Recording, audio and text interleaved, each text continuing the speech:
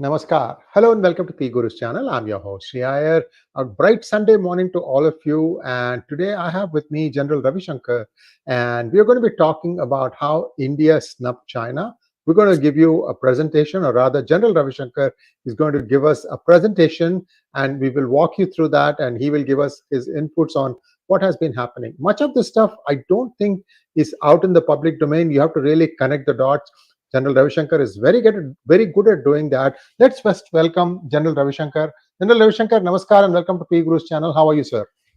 Namaskar. Thanks a lot, Sree Iyer ji. It's a pleasure talking to you once again. And more importantly, this is one of the few times I'm doing almost a breakfast show in India and and a dinner show in USA. But Yes, that's not the yes. point. What you said is important that India snubbed China. Well, many people won't believe it. I go with what you said. And I see one comment which says, Duke News, India can never snub China, not that bold. But the fact is, in the recent past, it's happened twice. And, uh, what people don't understand is India has got the strength to do this, to snub Yes. China outright. That's the first part. And people also, like you said, connect the dots. Unless you connect the dots, we don't understand what India has been up to.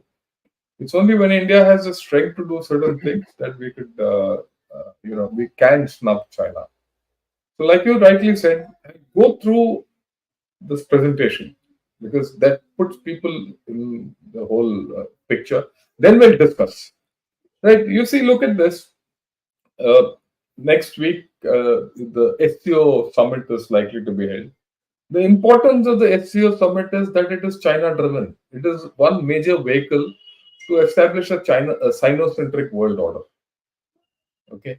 And our Prime Minister said, I'll not go there. And without India being there, that no major decision will be passed. HCO and BRICS, both these are, the major international vehicles for China's alternate global order with Russia. If India is not there, this is on a crutch. And he's not going, as simple as that. And why is he not going? Because Xi Jinping didn't come to India. Okay. Now, does the whole thing stop there? It doesn't. But he's gone to G7. He's met all the world leaders and happily, and they invited him. And there was a lot of, happiness and joy in meeting the Indian Prime Minister, the G7. Okay. So you see at the top level, Xi Jinping doesn't come to the G20. Our Prime Minister is not going to SCO, very clear. And our Prime Minister goes to G7, everyone welcomes him. And we have to take your mind back to the previous SCO, where China wanted to put certain Sino-centric verbiage in the declaration, and India said, no, we can't do it. They'll put something out, but without India's presence. And the foreign minister will say, sorry, we'll not agree to it. So there's a game which is going on, but that's also not too important. Why are we doing this? Why have we got the capability to do this is the more important thing, right? Look at it. Is it only this we are doing? This is Financial Times last week. It says thousands of Chinese tech workers failed to get Indian visa. We're not giving them visas. We're not letting the Chinese enter our system.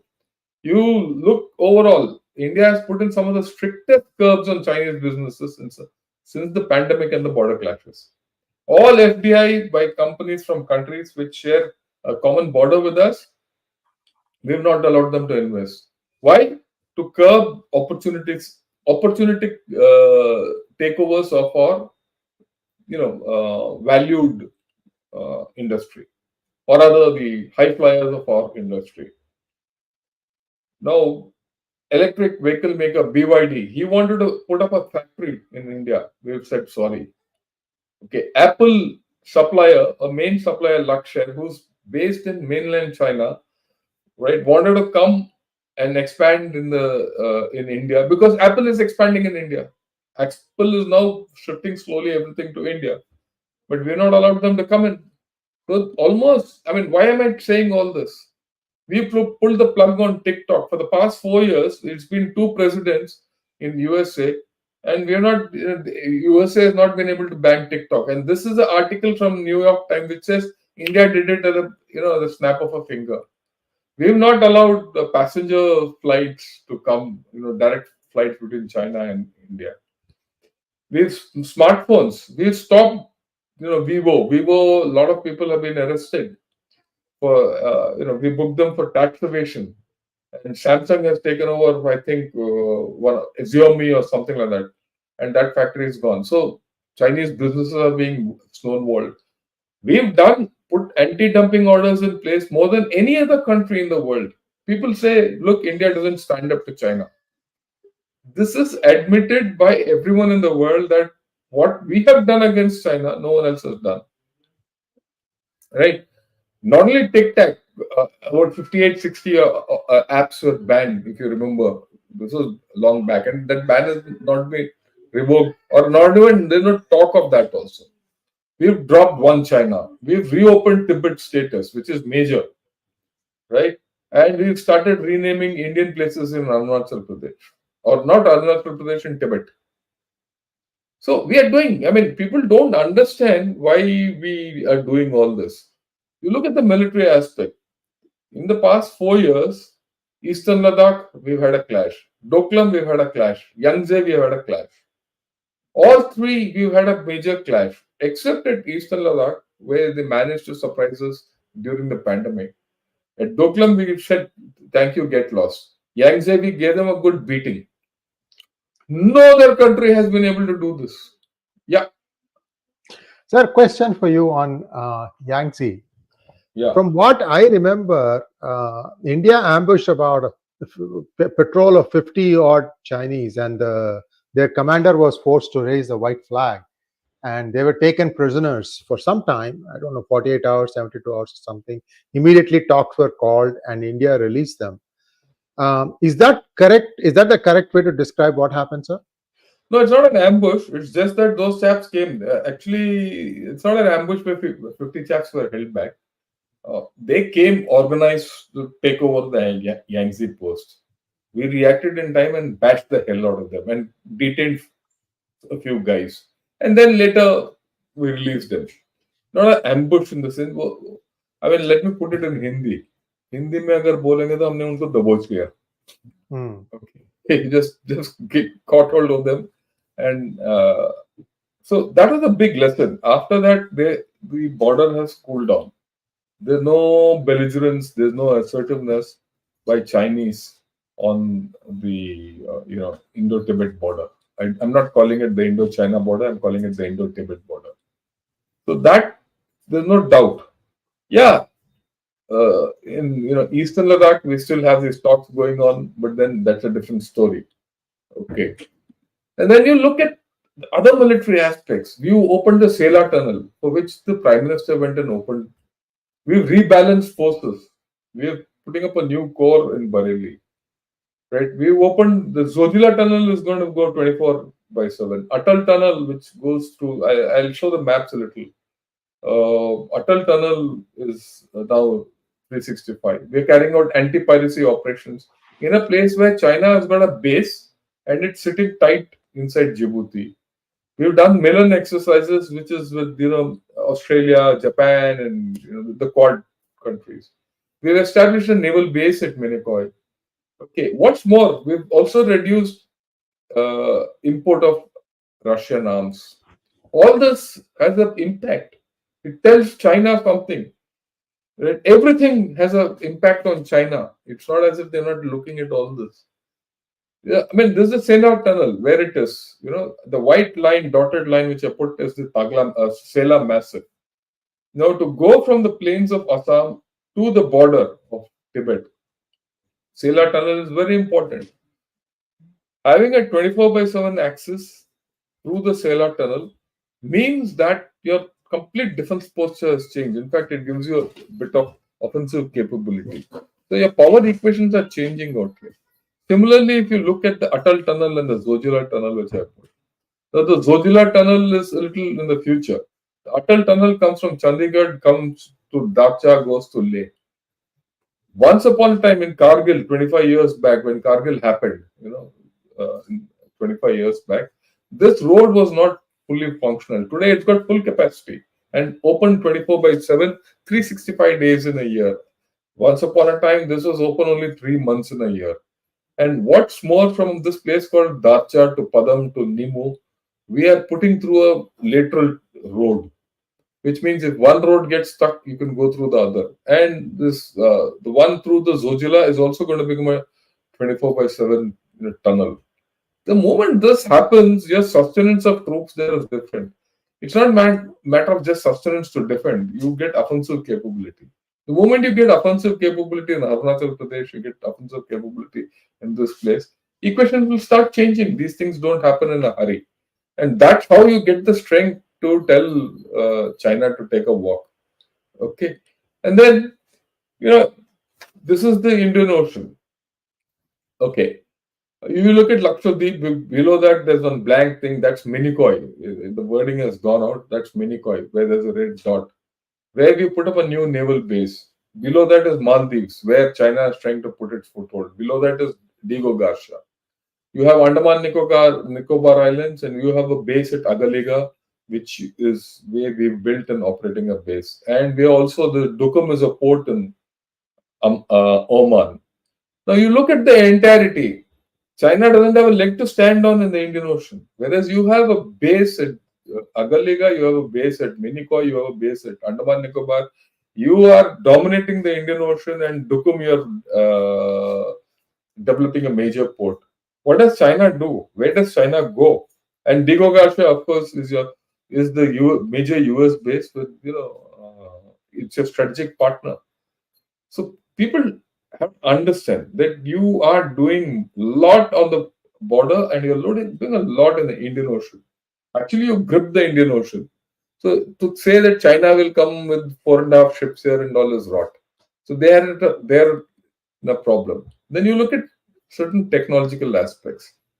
I've said Agni 4. Agni 5, of course, we demonstrated the Agni 5 and the MIRV technology about 3 months back. It's a huge technology, multiple independent re-entry vehicles.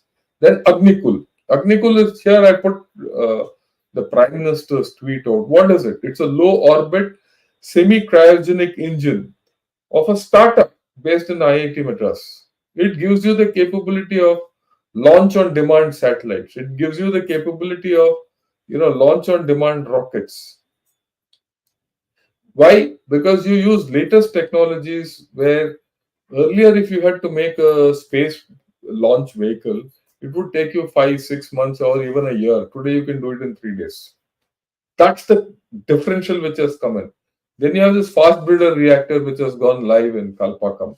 You see, Prime Minister gone. He went there. And, he went. He was there on the day when the fast breeder reactor became critical. Critical. Yeah, Yeah. critical. So and what is this fast breeder reactor?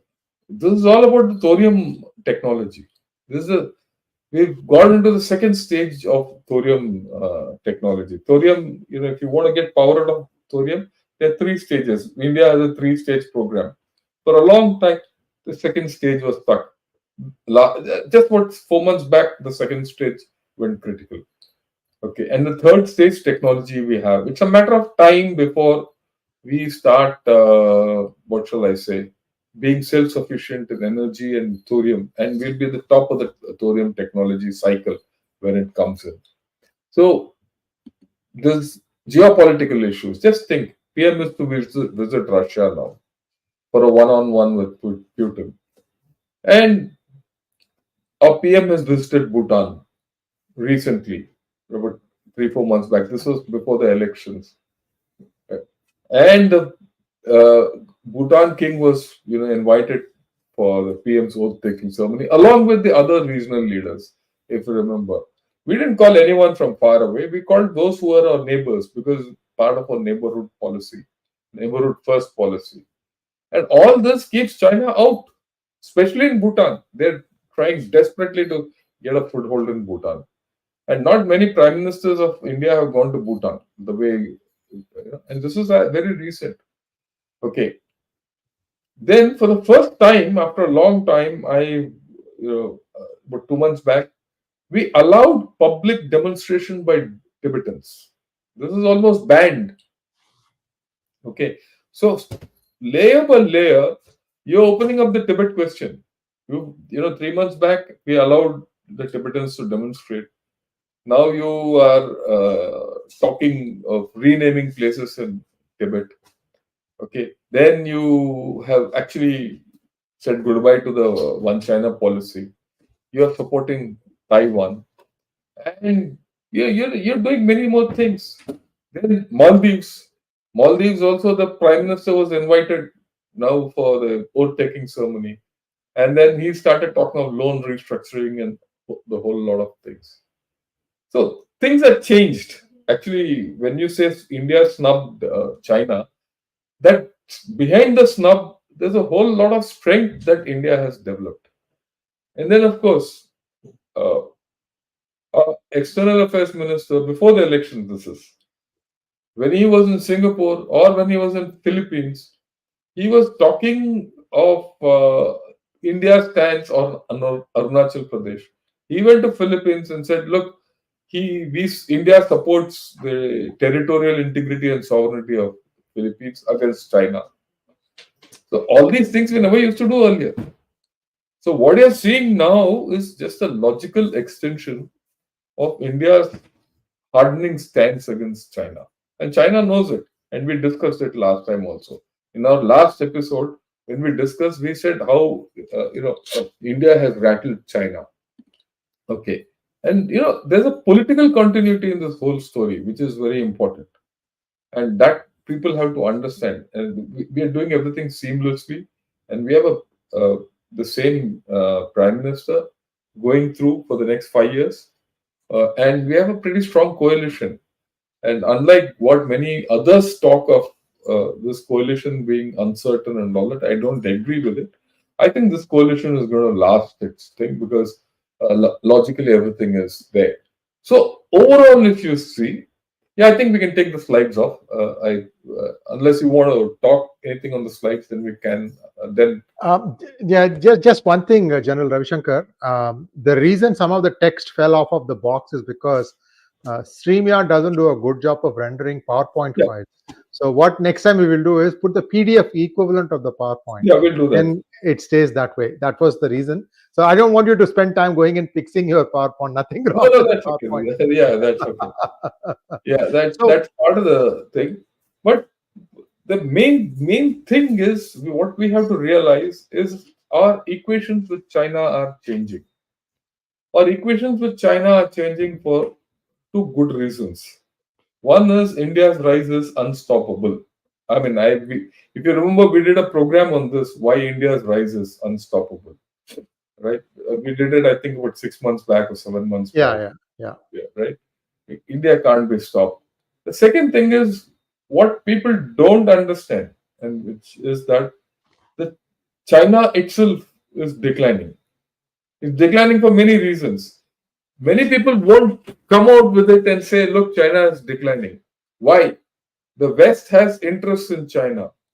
Their money is stuck in China. If suppose tomorrow you actually declare that the GDP of China or the economy of China is contracting, much of the shares which these people hold of the Chinese stocks will collapse. So they don't want to say that.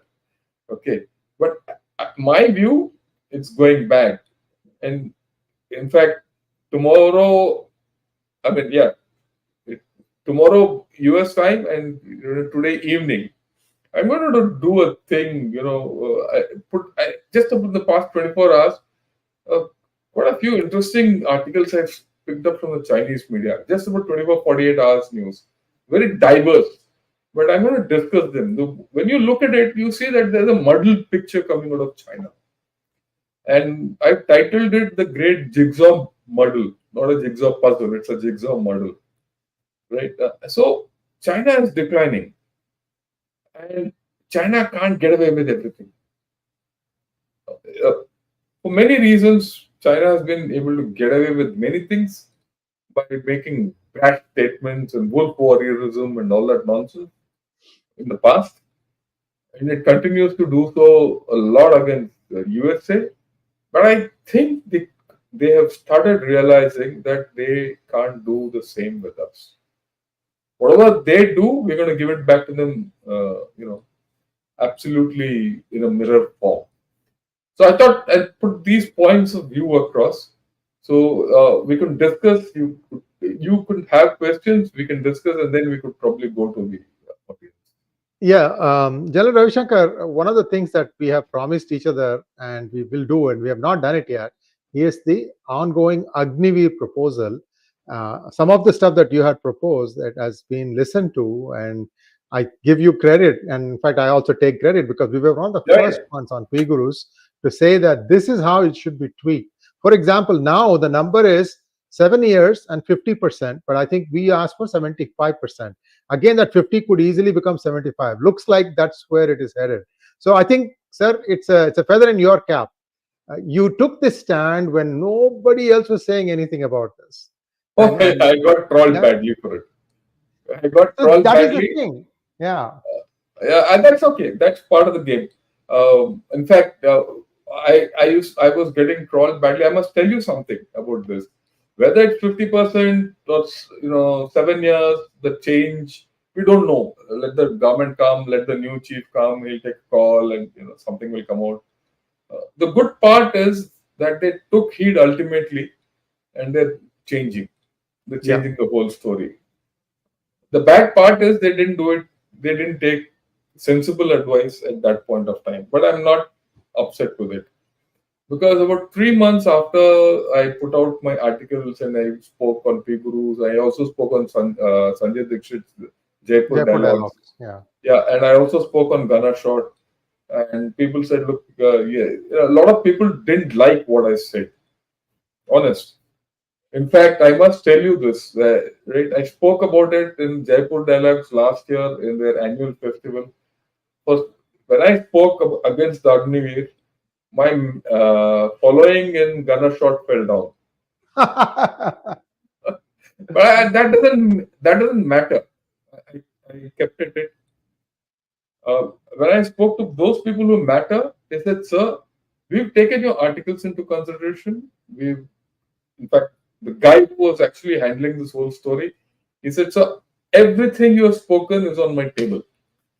Whenever someone comes to me on the modification proposals and everything, I say, okay, first give me a presentation of the whole thing, and then I take out whatever you written, whatever your calculations are, and I look at it. So I think that's more than enough. I mean, one doesn't expect that 100% of what I say should be accepted. But even if 50% is accepted, it's a better deal. Yeah, It's a better scheme overall. And the whole idea is this: we are not. I'm not talking something to prove a point. The whole idea is that India should be better. Like same thing. When I talk of China, the way I do, many people, uh, like he say, the chap said dupe news. What is dupe news? For those people who don't understand, dupe in Tamil means saying lies or poodle faking or something like that. So this is not, I don't believe in that. I believe in fact-based analysis. What I've shown you today is fact-based analysis. What I did last week with Sree Iyer ji on how China has rattled is fact-based analysis. What I'm going to do in the next 12 hours is fact-based analysis. And not my facts. These are facts coming from China. So, as China's power starts declining and yours starts going up, you'll see this happening more often. And they'll start respecting us better. And it's a matter of time that the Demchok issue and that Depsang will get resolved. We just have to be patient. Uh, I would like you to remember '84 when they did the incursion in Tawang. Right, it took 8 years for it to settle. It was 8 years later that the whole story got settled in Arunachal Pradesh. Right? So this will also take time. This is only the third, fourth year. I don't expect it to finish in a hurry. Neither should we finish it in a hurry. We shouldn't be in a hurry to overtake. We need to build our strength first and then do the whole story later as to how to. But let me tell you, I've given you facts. I don't know if many of you even know what we are doing against China. And and this also is only probably about 25% of actually what we are doing. The other 75% I've not told you. Yeah. Sir, excellent point that you made. I have a few questions from our viewers, Yeah. quite a few questions, as a matter of Yeah, fact. yeah, we'll take Early all. in the morning, our Janta is up early in the morning and asking us tough questions. So here we go, Yeah. sir. First question.